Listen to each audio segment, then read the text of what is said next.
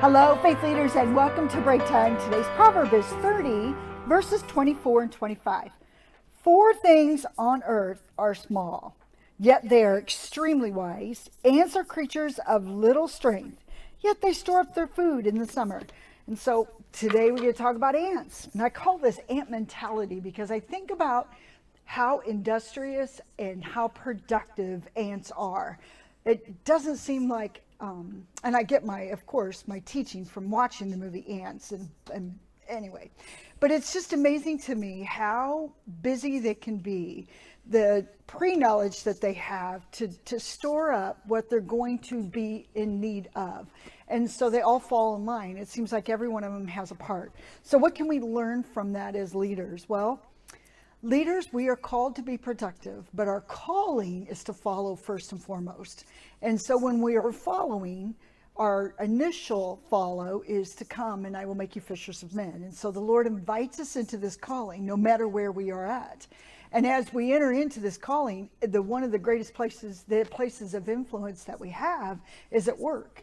Right there, the Lord is asking us to make fishers of men. And so we do that in all kinds of ways. But one of the ways that you can reveal to the world that you live in, especially that workplace that you live in, that you are a productive individual, that you will work you have very strong work ethic, because what you do is going to produce. And so that's one of the ways that we can follow what an ant mentality is, by being productive and producing. And I want to go to the second part where they store up, they're storing up for the summer.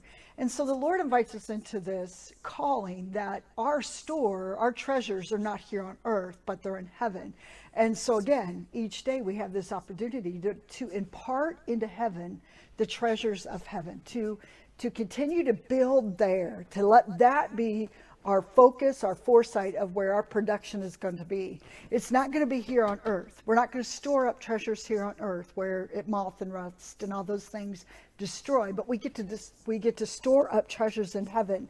And one of the greatest ways that we can do that is right there in work, building those everlasting relationships that are so productive that what you are putting into others is storing up treasures in heaven. It's taking their focus from here on earth to there on in the kingdom of God. So yeah, there's a lot going on in this passage. I could probably talk about it for a couple more days, but I think that the major question that we need to ask, where are we storing our treasures?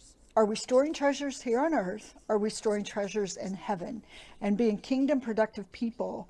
And so that is my challenge for us today. Have a blessed day.